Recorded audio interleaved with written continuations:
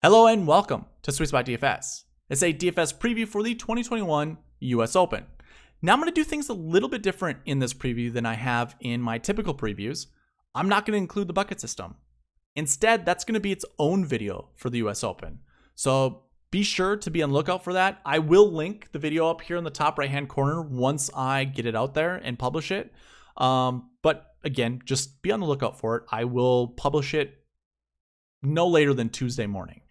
Instead, for this video, what I'm going to do is just go over the normal things, the tournament fact sheets, weather forecast, course breakdown, past results, and target score. Grass stats will also be included in this video. And then I'm going to do a look at course fit, golfer demographics, recent form, and historical strokes gain stats, just to give you kind of an idea of what to expect. So this is going to be kind of a wide lens look. And then that bucket system is obviously going to be a little bit more magnified. And then be on the lookout for that strategy video on Tuesday, which will take in tee time pairings and will really narrow down the golfers that we like. But yeah, that's what we'll cover in this video. Timestamps can be found in the description below. They can also be found on YouTube's progress bar. All you got to do is hover over it. You'll find timestamps that way. Let's get into the tournament fact sheets. So US Open, we're playing at Torrey Pines, the South Course. Obviously, most of you guys know Torrey Pines. If you didn't, I'd be very surprised because the PGA Tour plays this golf course for the Farmers Insurance Open. Now, I'm sure you've all heard this before too. During the Farmers Insurance Open, they play both the South and the North course Thursday, Friday. And then they finish Saturday, Sunday's round on the South course. So they only play 3 rounds of golf on that South course. So it's not a full tournament experience, but let's be honest. The 2 rounds just to make the cut, get you into Saturday, Sunday, that's where they're all important rounds, but really your winners and your really good performers are going to do well on Saturday, Sunday, where it's on the South course. That's what matters. So if you wanted to take a look at the Farmers Insurance Open, I have no issue with that. I think you're going to get some good results. There are some golfers in this field that are, pretty good, like a Webb Simpson. That's the name that comes to mind just off of memory. He doesn't really play the Farmers Insurance Open that much, so you're not really going to find a lot of good statistics with him on there. But let's say Jon Rahm, for instance. That's a good tournament to look at. Patrick Reed is another one. So I don't have an issue if you want to take a look. The only thing that really changes is Farmers Insurance Open has a little bit more of an overseed on it. I shouldn't say a little bit more. It has overseed on it. Here in June, during this tournament setup, this is just going to be the natural grass that you see. Now, the greens are always POA and will always be POA. They were POA at the Farmers Insurance Open with no overseed on them. But the rest of the course is going to be a little bit different. The rough is just completely Kikuyu grass. Actually, we'll get to the grass a little bit later, but I just wanted to give you kind of an emphasis of, if you want to take a look at Farmers Insurance, I don't think there's an issue with that. This course, as it's going to be set up for the US Open, it's going to be very similar to the Farmers Insurance Open. And it's not like they really lengthened a bunch of holes here. So there isn't going to be a lot of difference between the Farmers that happened, in February, to obviously the US Open here. So again, you want to take a look. I have no problem with it. The one big difference, this is a par 71. So they removed one of the par 5s, turned into a par 4. So we have a 35-36 par 71 at 7,600 yards. We kind of discussed this at the Palmetto Championship. Very similar distance there. That's a very long course per par, if you want to call it that. So you can do a calculation, 7,600 yards divided by 71, get your yards per par, if you want to call it that. This is up there. This is pretty high. So it's a long golf course. That's all I'm trying to get at. A long golf course with small greens, 5,000 square feet. I think on average the tours are right around 6,000 square feet. So this is pretty small. When it's that long with small greens, it's gonna play tough. It's a US Open. They're obviously growing the rough, which is actually another really good thing to talk about. They're talking about graduated rough at this tournament. Now, graduated rough usually is the further away you get from the fairway, the longer the rough becomes.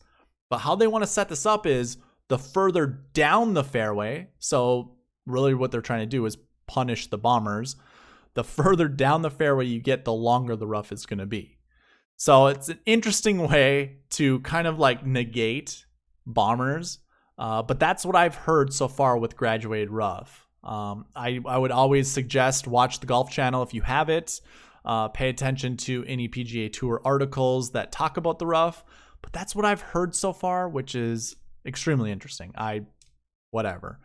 That doesn't seem like a fair test, right? I mean, if you get further away from the fairway, I think that makes sense. But the further down the fairway, I don't know. That, to me, I don't think that's a fair test because if you lift, if you put in the extra work to get stronger, to swing faster, that's a skill. Like you're putting in the work to get better.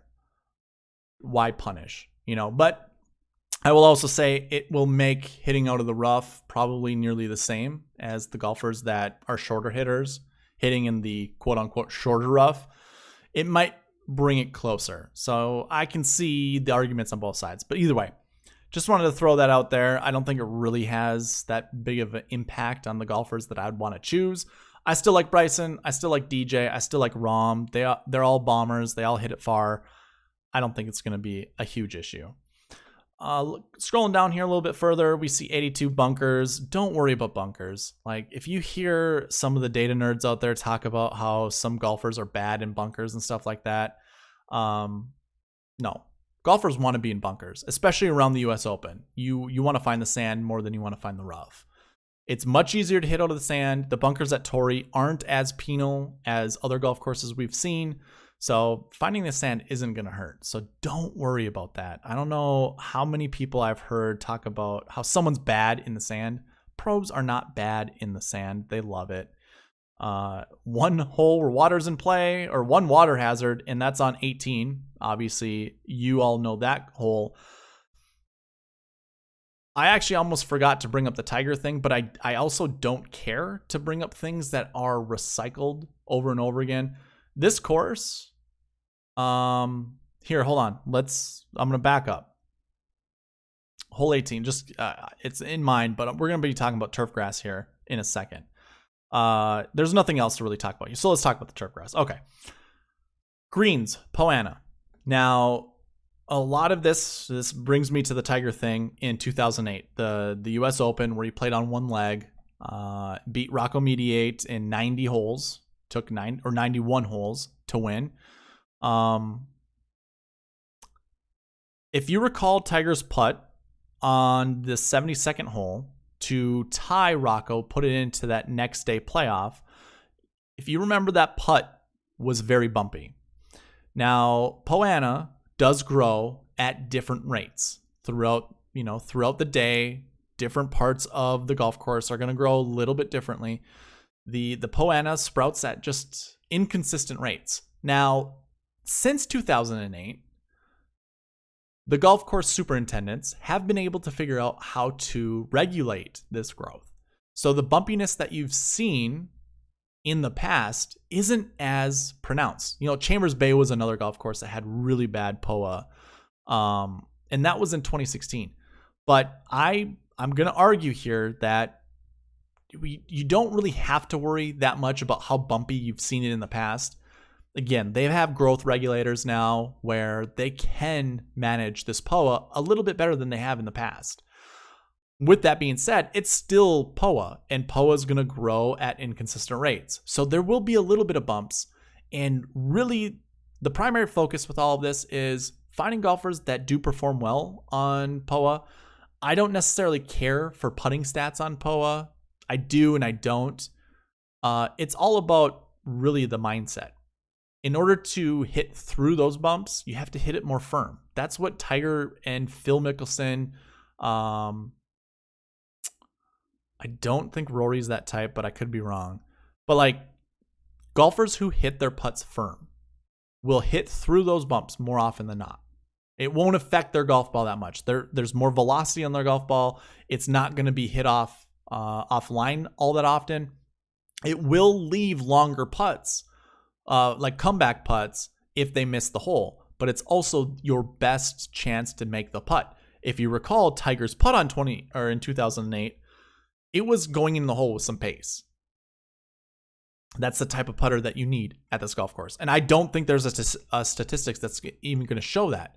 Even if you were to say, look at the Farmers Insurance Open for putting stats from there, it's cold during that time, meaning the grass isn't going to grow that fast. More sunlight on grass grows it faster. We all know this. That's going to do the same thing for POA. So it's going to be bumpier in the summer months than it is in the winter months. But obviously, I just told you they have a better way to manage that type of growth. So I'm wishy-washy on it. That's all I have to say. I don't exactly know how to approach this with POA stats other than looking just at average finish. Like for me, I mean, you guys obviously know this. That's all I have when it comes to stats so far. Obviously working on a database to get this information myself. I am not subscribed to any of those websites that have the tools out there. When you can do it yourself, why pay for it? So I'm not going to be able to show you guys that. But if you do have the opportunity, I would just more or less look at average finish than anything, because the Farmers Insurance Open isn't going to be similar to this, especially if we have perfect weather. Anyways, let's move on. Greens are POA, tees Bermuda grass. That doesn't really matter, honestly. The tees never matter. Fairways Kikuyu grass, and rough Kikuyu grass overseeded with ryegrass. The overseed I'm not too concerned with. Ryegrass in general, even if you put a ton of fertilizer down with ryegrass, it doesn't really bunch up all that much. It can get thick, don't get me wrong. I think it is a broadleaf type of grass. So it can, if it gets long, it can be hard to hit out of, but the Kikuyu grass is really the grass that we need to be concerned with, because that stuff, that's a clumping grass. That's intertwined. It's very similar to Bermuda grass. When the ball gets into that stuff, it's gnarly. It's going to be hard to hit out of. So if you have Kikuyu stats, definitely take a look at it. I would look at, now we're getting cute. Like, you'd have to look at out of the rough specialists, to in order to get a good idea from there, because you can't look at tournament results really. You can and you can't. It's not like putting is 50% of your shots usually on the green, maybe even 60% of your shots are on the green. How often does someone find the rough in a round? Maybe 4, 5, 6 times, maybe even more, if they don't hit the green. So I don't know how to think of that one. I don't know where to go. We don't have a lot of stops that have Kikuyu grass on tour. So again, maybe average finishing position, it's just difficult. But either way, that's what we're looking at with the US Open at Torrey Pines. Our I'm looking at architect William P. Bell and William F. Bell. I don't think we really see them on tour. We do see Reese Jones. He renovated it. I don't have the renovation for you guys. I have no idea. I don't remember what happened. So I don't be too concerned with that. That's all I'm trying to get at. I'm not that concerned with it. I don't think you need to either. You can see some of the other additional notes here. I'll leave it for you guys to read. To me, I have nothing to mention there. Let's go ahead and get to a weather forecast. So obviously we're in La Jolla, California. That's where Torrey Pines is located. We're interested in Thursday and Friday's round. Want to see if there's any rain. Obviously you can see 6% chance on Thursday, 5% chance on Friday. So nothing to worry about with rain. How about wind? Wind is the biggest thing to take a look at, because that's the thing that affects the golf ball the most. I recommend using windfinder.com if you want to see how the gusts are going to be. For the most part, as we can see, winds average 5 to 10 miles an hour on Thursday. And then Friday, we are looking at 5 to 10 as well. So I don't think it really matters what time frame or what wave you want to use, whether it's the AM, the PM. I think you're going to be just fine. it looks like it's almost a perfect week all the way through. Some clouds, but most of the tournament is completely sunny. I think this is going to do is give a little reprieve to the golfers, because this course I think is going to be set up hard. Usually I'd go into a course breakdown, but what I want to do is go into target results and or past results and target scores. Kind of giving you an idea. I think the score, so I mean, if we look at all of the previous US Opens, we have, Bryson winning at 6 under at Winged Foot last year in September. Matthew Wolff was right behind him at even, and then it starts at 2 over par, and really outside of outside of 10th place, it gets to 7 over. I think that's probably more, it's probably better to look at who's at 10th place and beyond, what the score is. So Winged Foot, that played tough. Pebble Beach, not as much. So 12th place was 4 under. 13th place here was 7 over. When we go to 2018 Shinnecock, if you recall, Shinnecock was set up. A bunch of clowns set up Shinnecock Hills. Greens were just impossible. Like they really stretched the limits there. It was bad. Your 12th place finish was 8 over par, so very similar to Winged Foot. The only difference between Winged Foot and Shinnecock Hills is Winged Foot had very long rough. Shinnecock Hills had very unputtable greens. This is where Phil kind of played Plinko on one of the greens. It's infamous. He ran after a putt as it was still going because he didn't want it to go off of the green, and he putted it back. Like, he hit it before it stopped rolling.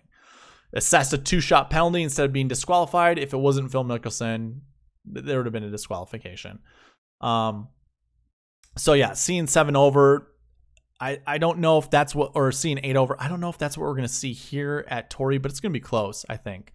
Aaron Hills, wide fairways, really no defense. Wind did not come in and affect this course as they thought it would. I think that's what set up Shinnecock being so tough. Prior to that, Oakmont, I think that was a very fair test. I think this is what we can expect when it comes to what Torrey is going to be like.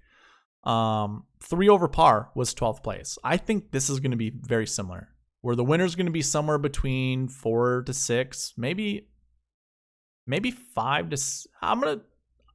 No. We'll go 4 to 6. I think 4 to 6 under par is going to win this tournament. I'd be surprised if it didn't get to 4 under, especially with how the weather looks. Even if the course is playing that tough, we're still going to have some guys under par.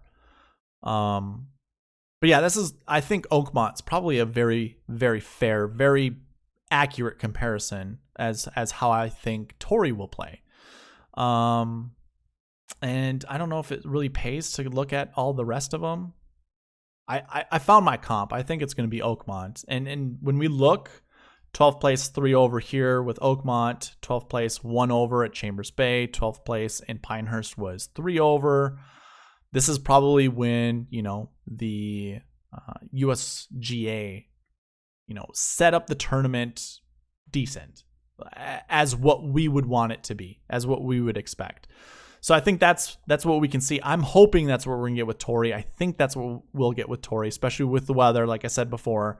So that's what I think the target score is going to be. Let's go ahead and move on to a course breakdown.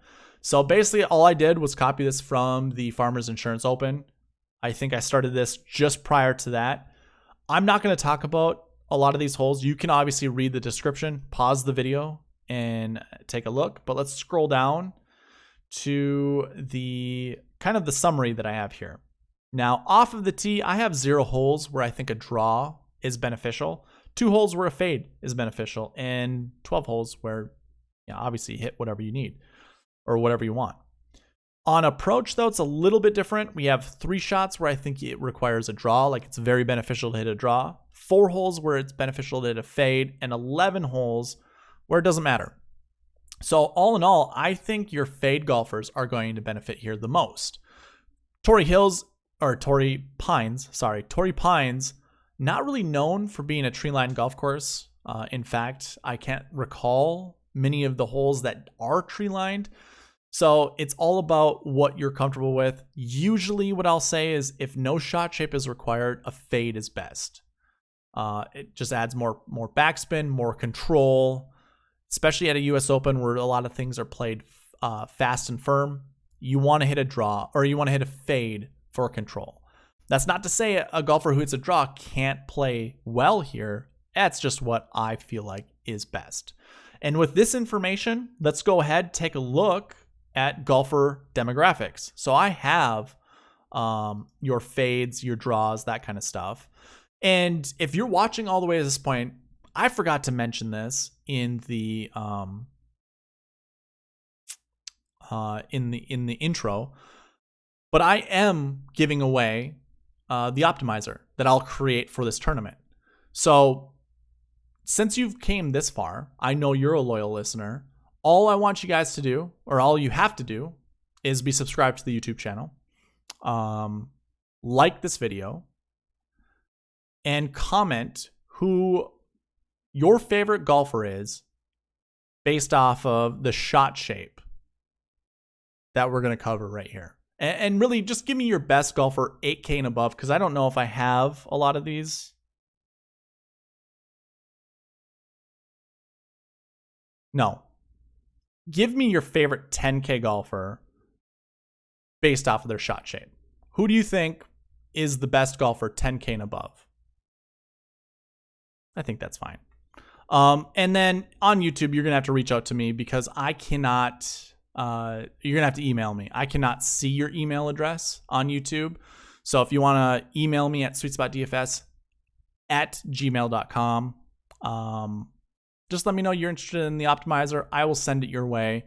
And that's all you got to do. If you're on Twitter, like, share, and follow SweetSpotDFS, I'll reach out to you and ask you if you're interested in the optimizer, and then we can exchange emails that way.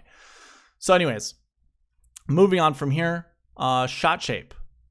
Obviously, I said a fade is the preferred shot shape at this golf course. You have a few guys up here that do hit fades. And I think most of these guys are your favorites. Like Brooks, Dustin, or DJ, Jon Rahm, very good choices. And it might actually get me to fade Jordan and Bryson. Now, for me, shot shape is just a tiebreaker. It isn't something that you should, put all your eggs into. Like, you shouldn't put all your eggs into that basket. To me, again, like I said, it's a tiebreaker. I wasn't on Jordan Spieth or Bryson this week. I know Bryson, he hits it far. He's really good out of, deep rough, that kind of stuff. I don't mind that, analysis and preview work to build lineups. But in all honesty, Jon Rahm, I think he does play really well at the Farmers Insurance Open. I think he has the best course history for Torrey Pines South here in the field. But like DJ grew up, or not, he didn't grow up here. He plays these California coastal tracks pretty well. And Brooks Koepka, major season. Like, he does well in the majors. They all hit fades. I think of the 10K golfers, these are your better golfers than Spieth or DeChambeau. That's not to say, that Spieth isn't going to do well and DeChambeau isn't going to do well, because obviously they have their skill sets. And if we're also being honest, Spieth and DeChambeau have both worked fades into their game. So I guess let's not discount that. Rory also has put a fade into his game. I think a lot of these guys,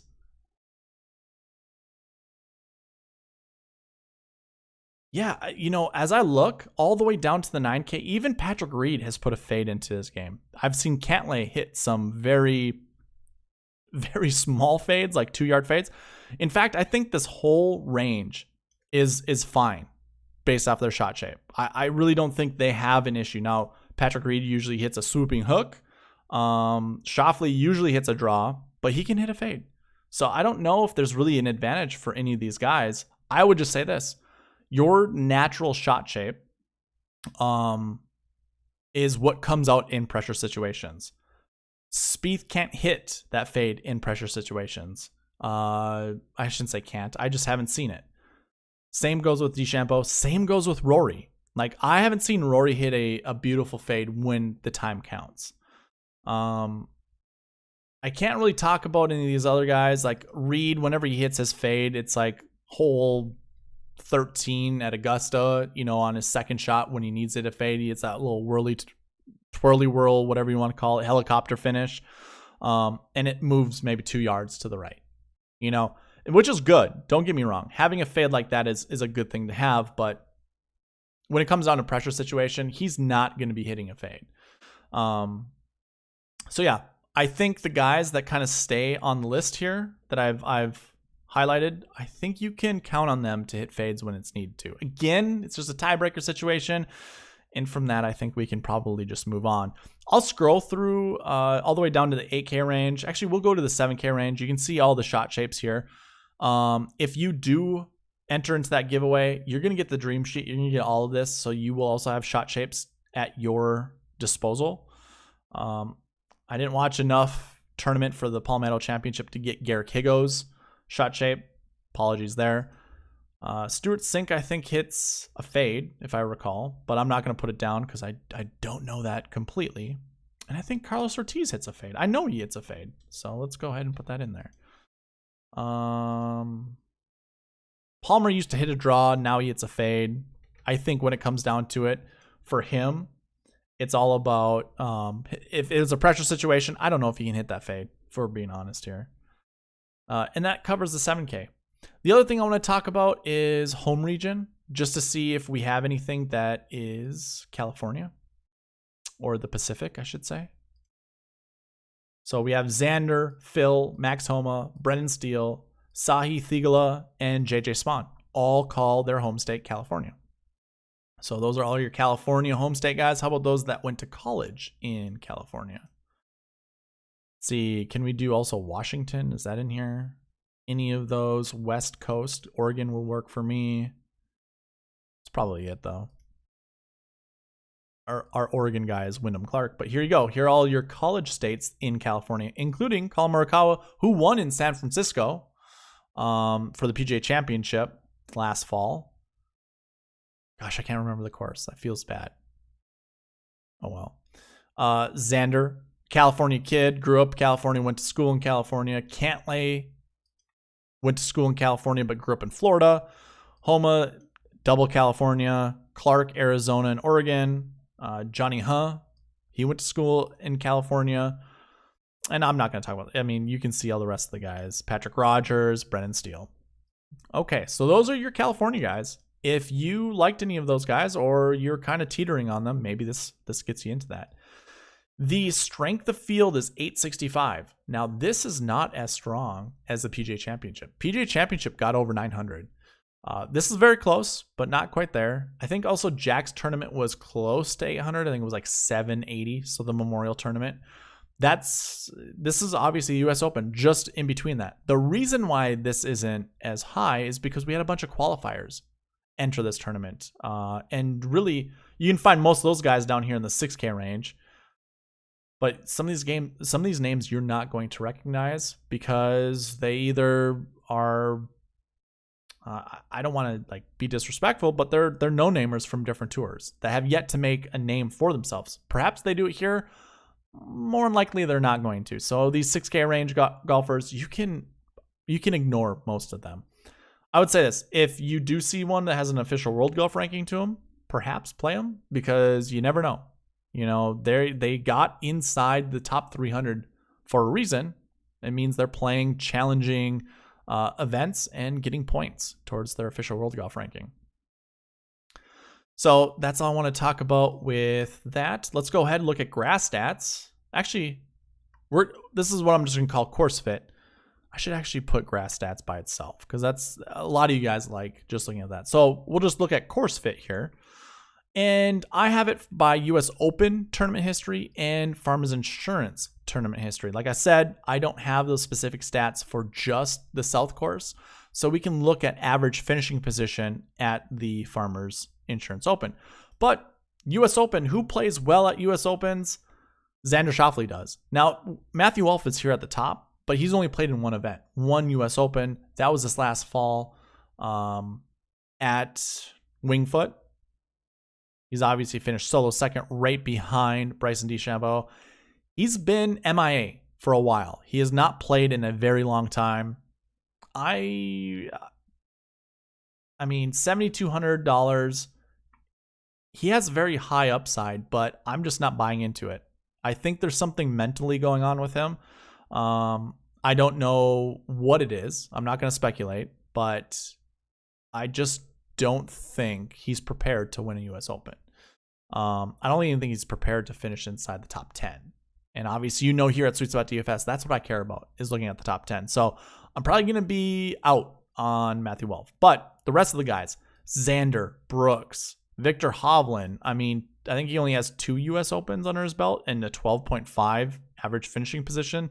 That means he finished 13th and 15th, or 13th and 11th? Victor Hovland, where are you at?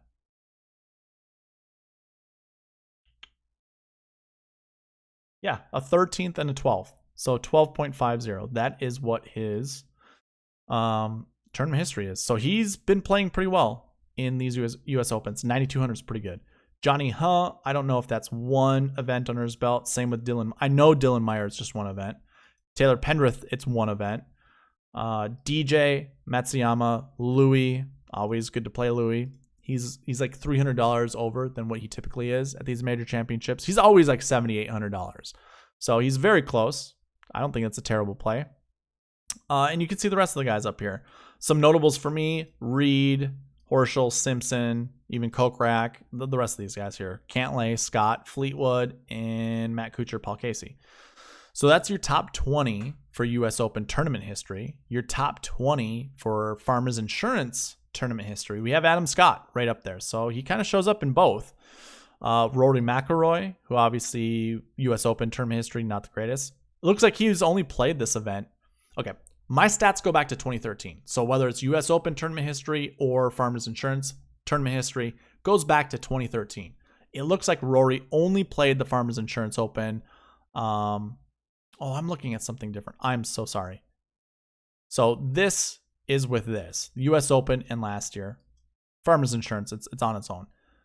I don't know if Rory has played it more than once in the last 8 years. Same applies for Adam Scott. So these stats might be a little skewed. I'm more comfortable with the ones that have these decimal points, that they've played at least more than once, obviously because of math.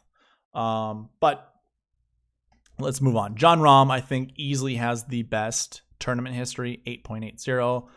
Ryan Palmer, 9.50. That's not terrible. Even if he played 2 events, that's pretty darn good. Meaning he's played well here, does not have a good track record at the US Open. Finau showing up. He must have just been outside that top 20 for US Open tournament history, but 10.43 at the Farmers Insurance Open, that's a pretty good average. So not terrible there. Let's just go through some of these notables. Reed, Woodland, Leishman. I guess we can count on Poulter as well. Connors, Lowry, Oosthuizen, Watson, maybe? Matsuyama. There's Victor Hovland once again. So he shows up twice inside the top 20. So Hovland is 20th in the Farmers Insurance tournament history. And then we got Streelman, Rose, and Kokrak that kind of go right after him. So those are your top 20 for tournament history at US Open and Farmers Insurance. To me, I like seeing Adam Scott. I like seeing Tony Finau, Patrick Reed. I mean, that just both. I think he probably collectively has the best score. Oh, no. It'd be Adam Scott. This equals 56. This equals 42. Nothing really beats Adam Scott's. Wow. Okay.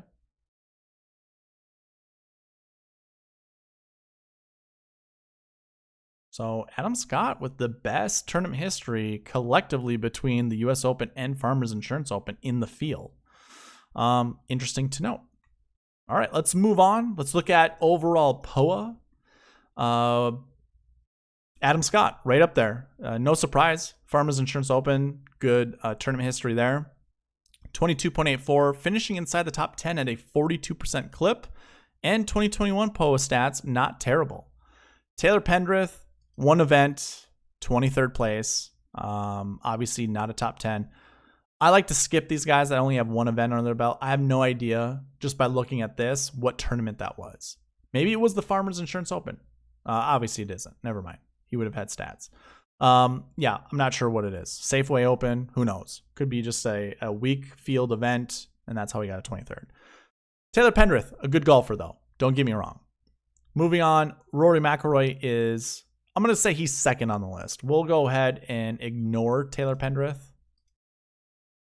and go Rory McIlroy is second on the list, Jon Rahm third, and DJ fourth. These guys all super close to each other. And then we have Hovland right after that. In fact, really, all of these guys are pretty darn close to each other. You know, within 8 points of each other. Hideki, I mean, we can even include Finau, although he's 9 points from Adam Scott. But either way, they're all really close. And I think these are all great golfers to put in your lineups. And I think that kind of goes without saying.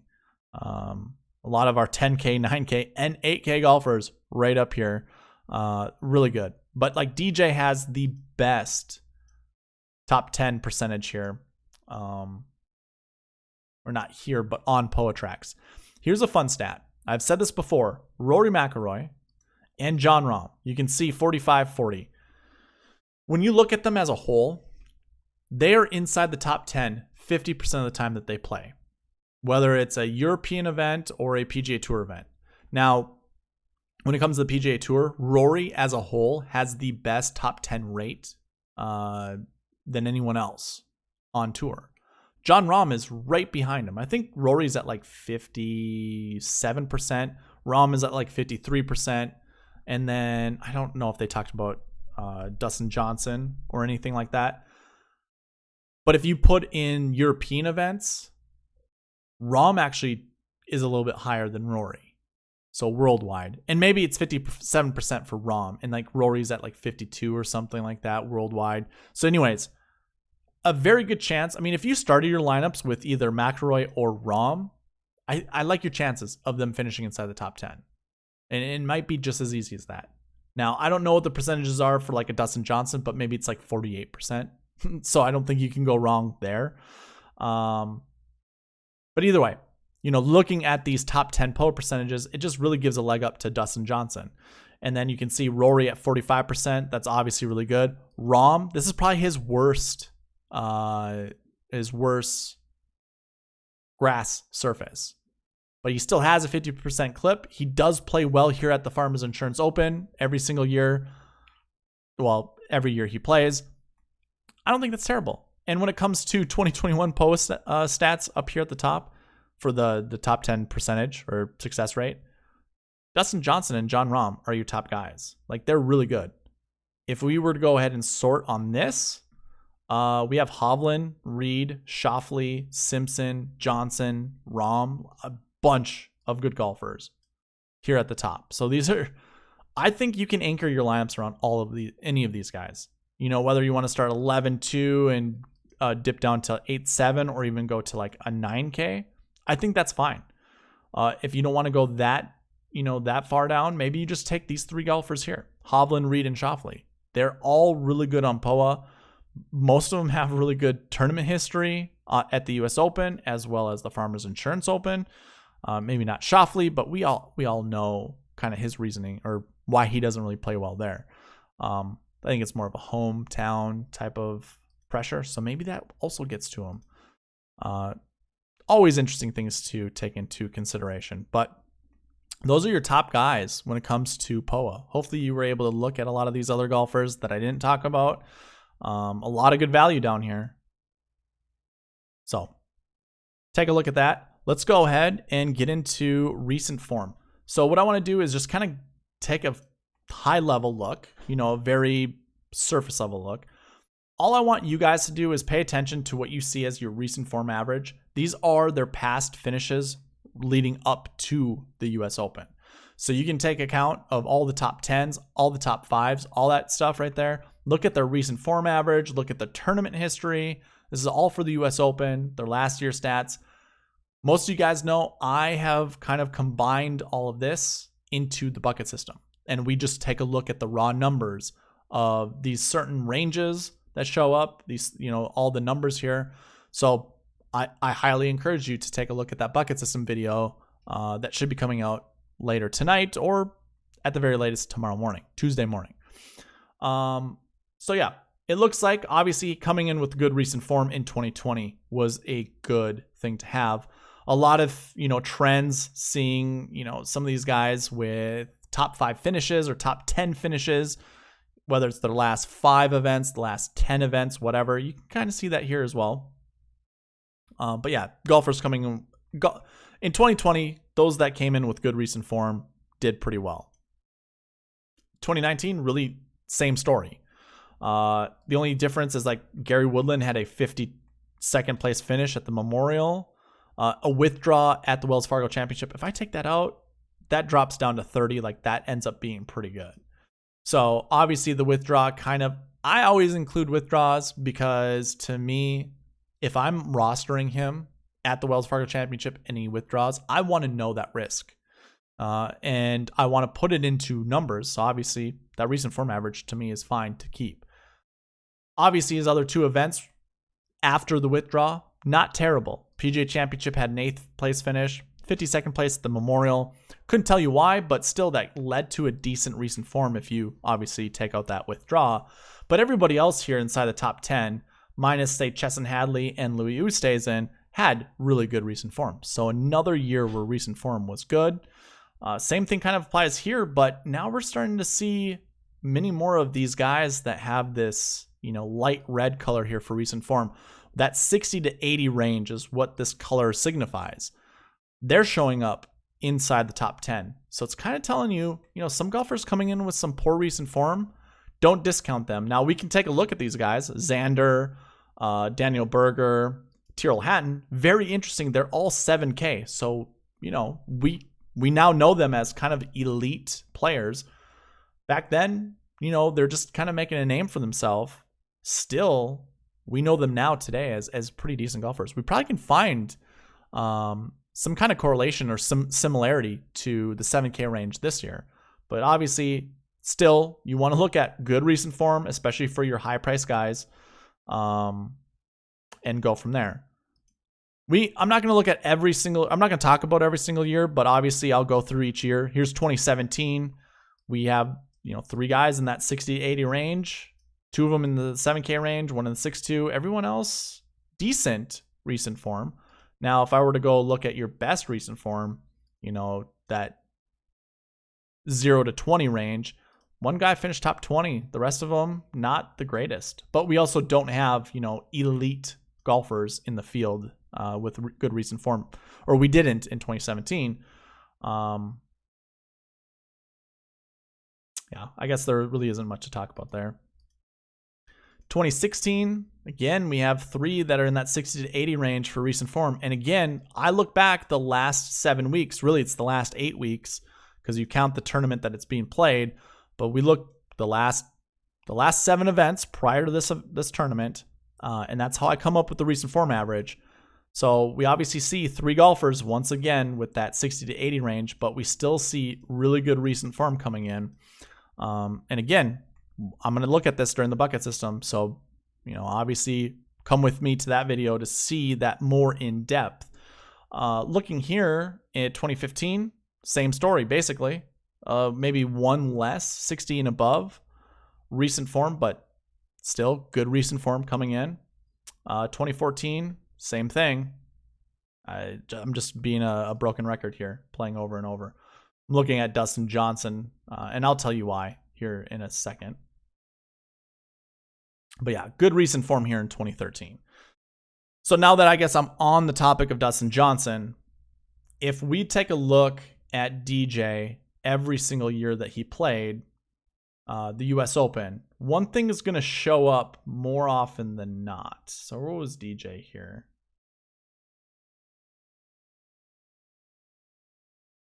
'55th. He finished 10th place prior to and had a 61.67. I should have actually left this to the end, because if we look at every single year prior to when DJ has played well, great recent form, top 10 finishes, top 5 finishes just before heading into it. In 2019,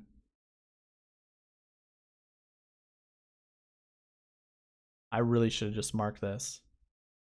I knew I was going to have a hard time trying to find it just with my eyes looking. Let's see, where are you?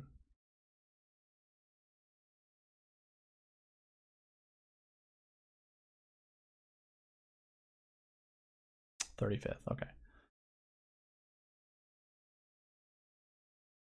So DJ was right here. Had a 20th place finish at the Canadian Open. Decent recent form, finished 35th. Here, finished 3rd. Had a win heading into this, so a top 5, top 10, if you want to call it that. 2017.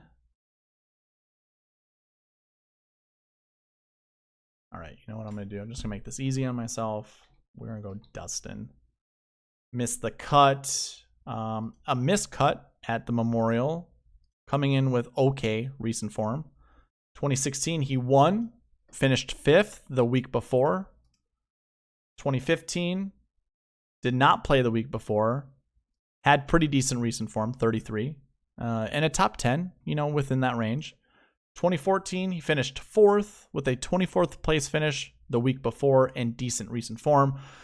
And then obviously I showed you 2013, he was 55th. So what am I trying to get at here? I like the fact that he finished 10th place prior to. To me, I thought this was really good information to have, but obviously seeing a missed cut of 48th place and it all ended up being, you know, recent form of 47.67, I'm actually pumping my brakes a little bit. Like DJ, prior to maybe like 10 minutes before me jumping on and creating this video, I really liked Dustin. I really wanted to play Dustin this week, but the recent form I didn't care for. And he finished, okay, so he finished 10th place last week because Harris English fell outside of the top 10, pushing DJ at 11th to get to 10th place. Now, he tripled hole 16. I think it was 16. He triple bogeyed that hole, and it pushed him from 2nd place to, I mean, he would have been tied for the lead at the end of regulation because he was 11 under that at that time. And it brought him down to 8 under, and that's where he ended up finishing at. I thought it would be really good if he finished 10th place or better. I don't know what that's going to do for DJ.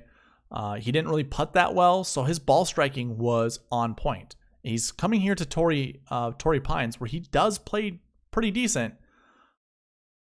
I'm now kind of wishy-washy on DJ. I thought he was a lock. Like he's in my dummy lineup because he was my favorite golfer 10K and above. But now I don't know. How do you guys feel about DJ? Out of the guys in the 10K range, who is your favorite? Is it DJ, Rahm, Spieth, DeChambeau, or Brooks? I like DJ. But again, now I'm a little wishy-washy because that's kind of what I was looking at. When it comes to, say, Brooks, on the other hand, you know, Brooks missed the cut prior to. If we take a look at Koepka's finishes, he obviously didn't play in 2020 because of his knee. 2019, where are you, Brooks? Finished 2nd. He had a 50th place the week before. 2018, 30th place when he won. Obviously in 2017, he won as well. Finished 37th. Brooks down here in 2016 had finished 2nd the week before, but finished 13th. In 2015, he finished 18th, and he had a 3rd place finish before. 2014, a 19th place finish before and finished 4th. And 2013, he did not play. So what I see there is all of his good finishes had not had a miscut the week before. I don't know really what to make of that. For me, I didn't like Brooks to begin with heading into this tournament. I don't care here. He obviously finished 2nd at the PGA. It's major season, so obviously he does well in major championships. Perhaps that continues. Do I think he's going to win this tournament? Probably not. I mean, the trend is he makes the cut the week before and finishes well at the US Open. Maybe we're at a different time in his life where that stuff doesn't matter to him. He just needs to get some reps in, but I don't know. I think that's enough for me to pump pump the brakes on Brooks. Now, I'm not going to talk about the rest of the golfers. Those were really the only two that really entice me. So we can move on to the last thing, and it's really to look at strokes gained stats, historical strokes gained stats. A lot of guys like to talk about, the stats that they're looking at the most, but really, why? Like, why are we looking at some of those stats? So, okay, let me finish what I was going to say. Some guys will say this golf course is XYZ. It's a ball striker golf course. It's a second shot golf course. It's a bombers golf course. We want to find golfers that are good driving the golf ball, that kind of thing. Well, here, let me show you what I've seen the last few years. In 2019, here, let's take a look. 2019, where the tournament was played at Pebble Beach, small greens, they would say around the green stats mattered the most. Well, we can see, some of these golfers and their around the green stats. Sure. Gary Woodland was, hold on, let's look at it a different way. Let me go ahead, put the filter on. Take a look at your best around the green golfers at Pebble. So in the top 20, which most of us are probably looking at when we look at these stats, we could have gone on to Louis Oosthuizen and we could have got on to Adam Scott. Those golfers, obviously, you could have. But then when you look at the rest of these guys, Tiger was there, JT was there, Hideki. How many of you guys were playing these guys? Didn't really help your lineups out that much. Same with Cantlay or Tyrrell Hatton. Even Patrick Reed. I'm sure most of you guys were playing these golfers, but it didn't turn out to good results. Now, I'm cherry picking. Don't get me wrong. There's Adam Scott. There's Louis Oosthuizen. Those are the only guys that finished inside the top 10. And really, Rory comes down here, 9th place, but he's down the list a little bit. Around the green wasn't that great of a stat to look at during that year. So all I'm trying to get at is I want to look at the top 10, only golfers inside the top 10, and see what their stats were, strokes gained stats. And for the most part, tee to green, all positive. That was a huge stat, obviously. Around the green, everything was positive. Really, Chesson Hadley's the only oddball here. So tee to green, around the green, tee to green, off the tee. Approach was positive for all these guys, minus Louis Oosthuizen. So we're trying to find really your best strokes gained stats all across the board. I don't think there's a specific stat. At least for 2019, there wasn't. Let's take a look at 2020. So let's go ahead, sort this, and just look at our top guys here.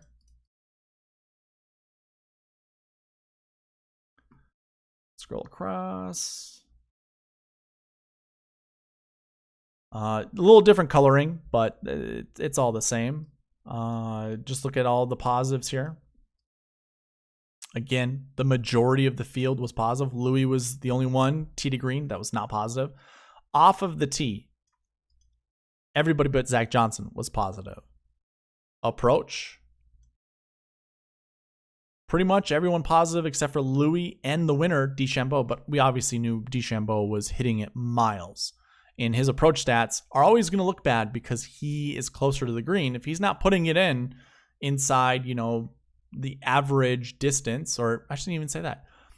Even if he hits it to what everybody's averaging, in proximity, he's not going to gain as many approach stats because he's closer to the green. That's one thing most people don't understand with these approach stats. We can go, oh, this is a second shot type of golf course. Well, how do you take that into account? Like, if you look at approach stats, say, we all know Justin Thomas is really good with approach stats. Do you want to know why he's primarily good with approach stats? Because he can't find the fairway off the tee. And he's not as long as DeChambeau. He's missing shorter and further into the crap. So when he puts a shot onto the green from where he is, he's actually gaining shots on approach. Whereas when DeChambeau puts it, in the crap up much closer to the green, say like 50 to 100 yards closer, when he puts it to the same spot Justin is putting it, he actually might lose strokes. So it's those aren't created equally, like where they leave the ball. They both have the same putt. They're both looking at the same putt, but JT's approach stats look better. That's just my quick, rant about that. So either way, but approach stats for these guys, all positive. Around the green, not so great, and putting for the most part is positive. So we are looking for golfers with really good stats when it comes to tee to green, off the tee, and approach. So why don't we take a look really closely? I can do this. These are my season-long stats. So we want positive tee to green. So let's go ahead and just say greater than 0. So how many do we have in the field? We have 74 golfers in the field with positive tee to green. From there, we want oh, that's positive total. My bad. Let's remove that and go positive tee to green. And then we want to go to, let's see, does that change? Yeah, it actually eliminates one more golfer or 2 more golfers. Look at off the tee. We want that greater than 0. And then approach, we want greater than 0. And really, this is kind of a very narrow look at it. Obviously, we want, some of these golfers are going to have negative off the tee, but positive approach and positive tee to green, and vice versa. But we're just going to look here and just look at salary from top to bottom. This brings our count down to 48 golfers that we can choose from. Now, that's not, it's not the greatest. We want this a little bit more narrower when we get closer, a little bit more narrow when we get closer to our strategy video, and when we're creating lineups, because we want the smallest player pool to select golfers from. So either way, when we look at this, it looks like we got rid of one golfer in the 10K range named Jordan Spieth, which is interesting because Jordan Spieth isn't really known to be all that great off the tee. He is on approach, but obviously we got rid of him with off the tee. So if I were to bring this back, there comes Jordan Spieth come back. It's not going to kill him. So let's just remember that this is what's happening. We're eliminating him, but he really should be considered. But here are your, all positive guys. And, all these guys 9K and above, I like. I think it's fine to play with those guys. Now, I think when we were looking at this at 2019 and 2020, we really didn't have any of the 7K golfers, did we? Louis had negative approach stats. Henrik Stenson was the other guy. He had positive approach, but he had negative off the tee. So we wouldn't even find these guys if we use these constraints that I'm putting on. We have a ton of 7K golfers here. Wolf, Oosthuizen, English. They all have, well, actually it would be just Louis we wouldn't see. But we would see like a Matthew Wolf and a Harris English. We would lose Zach Johnson, so we wouldn't see him on the model if we were to do that. So yeah, I mean, it's a little give and take. They all have. Did they have a positive off the tee? Louis did not. Not off the tee. Tee to green. Louis did not have tee to green, but did he have positive? Oh, I don't have the total strokes gained total stats. Anyways, looking at the U.S. Open, the last 2 years with strokes gained stats, yeah, we definitely want to find, our good golfers. Obviously, if you have positive strokes gained stats on tour, you're doing something right. So, there's no reason to necessarily get cute with any of these stats. I think play the best golfers, play who you think is the best golfer. And I think focus on that tee to green stat. I mean, looking at 2019, even 2020, maybe we don't get on Louis Oosthuizen, but that's fine. He's one guy out of 12. I mean, Will Zalatoris last year did not have any strokes gained stats because he didn't have enough PGA starts on tour to gain stats. But, those are 2 guys out of 12 that don't have positive tee to green. So I would say this, don't get cute. Definitely stick with your positive tee to green golfers. It's not really going to narrow down all that much. Obviously, if I do this, it was 70 golfers, I believe. Yeah, 70 total golfers that have positive tee to green stats. So it's not like it really narrows it down, but there's 156 golfers in this field. So yeah, we're getting rid of more than half, and we could just call that riffraff. You know, I think this might be where I start, and just looking at tee to green stats. Just making sure we have positive tee to green. And it goes down to the 6K range. I mean, we have some decent 6K golfers down here. I would also probably put in total, like look at positive total. So I would not want to play Chris Breaker or Brian Stewart or even Dylan Fratelli. Ches Reavie is a consideration. Probably stay away from Cameron Champ, Kevin Na. Although I have no issue playing any of those guys, but I think I'm really focusing on tee to green, off the tee, and approach. I think I want 2 of these 3 stats positive for sure. And if you wanted to, you know, put down a constraint, you want all 3 of them positive, I have no problem with that whatsoever. So yeah, it basically what it tells, I think, most of us here is there are very limited 6K golfers that we want to play. Of those limited 6K golfers, I think there are some that we can really focus on. Like I like Eric Van Rooyen. I don't mind Ches Reavie. He has positive tee to green, positive off the tee, and positive approach. Ches Reavie's not a terrible play. He plays pretty decent on US Opens. Lanto's right there with him. Sebastian Munoz. I like Munoz. Like, as a whole.